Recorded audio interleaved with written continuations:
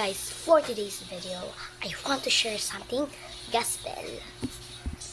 Paalala lang po, hindi ko po ito sinishare ko kung sinasama ko po kayo sa aming church or religion. At tandaan nyo po, religion cannot save us. Okay po?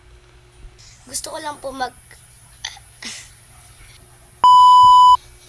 magturo at para malaman nyo po kung ano ba talagang totoo at nang nasa Bible. Sorry, di ko po dala ang Bible ko kasi I don't know. Basta di ko alam. Ang pag-uusapan po natin ay patungkol kay Jesus or something. At magtatanong po, alam niyo po ba ang Bible verse na John 3:16? Okay, kung di niyo po alam, i-recite ko na lang po dito. John 3:16, For God so loved the world that He gave His only begotten Son, and whosoever believeth in Him should not perish and have everlasting life. Ang nandoon po ay, pag nagsampalataya po tayo kay Jesus, magkakaroon tayo ng everlasting life, parang habang buhay sa langit. Kaso po, hindi po kayo nanampalataya or believe in Him, you are gonna perish. Parang mapaparusahan ka po. Parang dalawa lang po pupunta ng isang tao kapag namatay. Ayun lang ay langit at impyerno, hell or heaven. At paalala po, ang Diyos po ay hindi pa ulit-ulit napapatay every month, every year. Isang beses at minsan-minsan lang po namamatay po si Jesus. Huwag po kayo maniwala sa mga iba-iba. Okay po? At nung nasulat ko po na habang nasa church po ako, ang 10 utos ng Diyos. Una, huwag kang magkakaroon ng ibang Diyos sa harapan ko. Minimum po, huwag po kayo magkakaroon ng Diyos katulad na ng Diyos-Diyosan para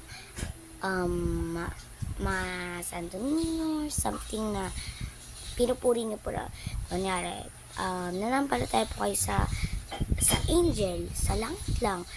Dapat po mananampalataya or magkaroon ng Diyos lang po natin ay iisa lang po, wala pong babae.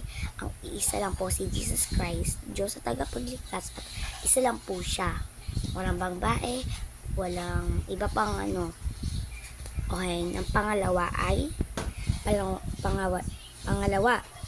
huwag yuyukuran sila o lilikuran ang Diyos-Diyosan. Meaning po ng Diyos-Diyosan ang pang mga rebulter, something na hindi talaga po Diyos, parang tao lang rebulter or lang po.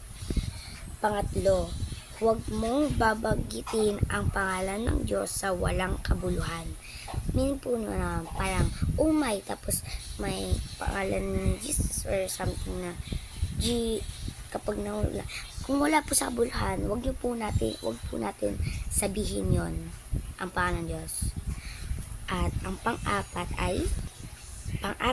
alalahanin mo ang araw ng Sabat o Lord's Day.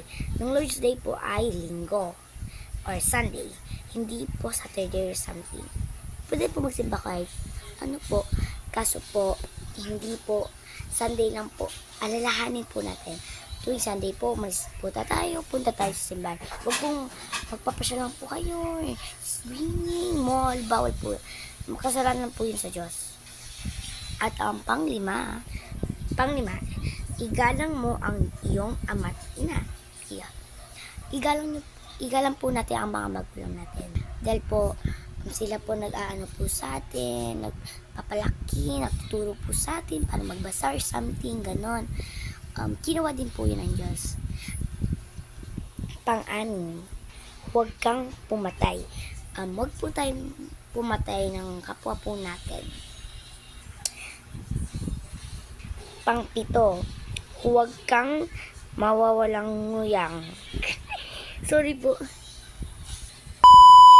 di ko po ma-pronounce na maigi. Hindi ko po alam dito. Parang, nakalimutan ko po ng meaning sabihin po yun. Kaso po, sorry po, di ko po ma-explain po sa inyo at di ko rin po ma-pronounce. Sorry po. Pangwalo, huwag kang magnakaw. Huwag po tayong magnakaw sa kapwa po natin. At masama po yun ha. That's kasalanan din po yun sa Diyos. Kahit piso lang po, mahalaga na po yun. At kahit sabihin nyo po, piso lang naman ang aking ninakaw. Wala po kasi. Kasalanan po rin, pa rin po yun kasi nagnakaw ka po. Sa 10 utos po ng Diyos. Pangsyam, huwag kang magbibintang. Huwag po tayong magbintang kapag di po natin alam kung wala po tayong ebidensya. Jesus ang nakakaalam at may ebidensya. Kung may ebidensya po kayo, tsaka nyo na po magbibintang. Huwag po tayong magbintang ng maayos. Huwag po tayong magbintang sa kapwa po natin. Hindi naman natin alam po ano nangyari. Pang-10, ito na po ng final. Huwag mong ibungting ang bahay ng iyong kapwa. Sorry po, di ko ulit po ma-pronounce. Kaso alam ko meaning. Huwag po tayo mainggit sa anong meron po ng ating kapwa or bahay or huwag po tayo mainggit. Masama po yun.